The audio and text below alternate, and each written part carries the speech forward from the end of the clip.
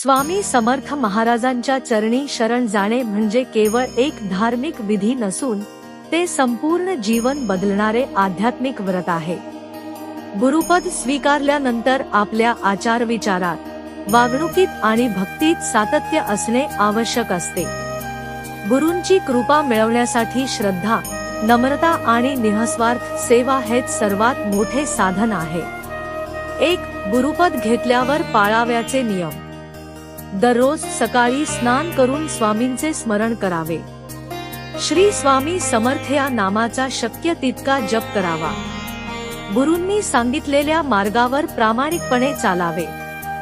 सत्य बोलावे, कोणाची फसवणूक करू नये।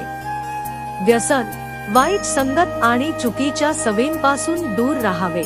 आई-वडील, गुरु आणि वडीलधाऱ्यांचा आदर करावा। शक्य असल्यास दर गुरुवारी स्वामींची पूजा, आरती आणि नामस्मरण करावे। गरीब, गरजू आणि भुकेल्यांना मदत करावी। अहंकार, राग, मत्सर आणि द्वेष कमी करण्याचा प्रयत्न करावा। प्रत्येक कार्याची सुरुवात स्वामींचे स्मरण करून करावी। 2. गुरूंना दक्षिणा म्हणजे काय?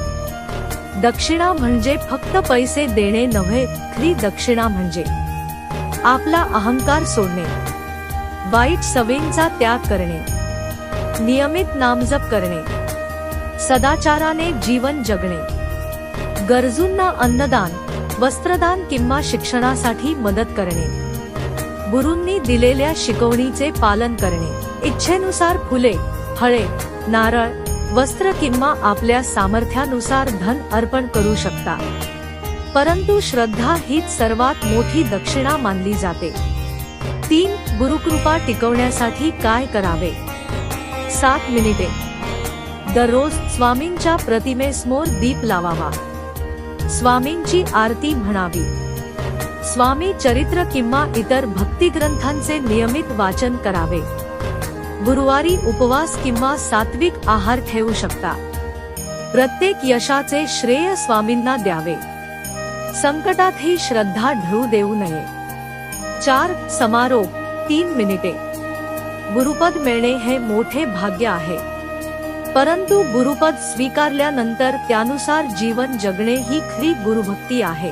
गुरूंना सर्वात प्रिय दक्षिणा म्हणजे भक्ताचा शुद्ध भाव, प्रामाणिक आचरण, निःस्वार्थ सेवा आणि अखंड नामस्मरण। श्रद्धा, सबुरी आणि सदाचार यांच्या बळावर स्वामींची कृपा आपल्या जीवनात कायम राहते। भिवू नकोस, मी तुझ्या पाठीशी आहे। श्री स्वामी समर्थ महाराजांच्या चरणी अखंड श्रद्धा ठेवा, नामस्मरण करा आणि सदैव धर्म, सेवा व सदाचाराच्या मार्गाने चालत राहा। श्री स्वामी समर्थ।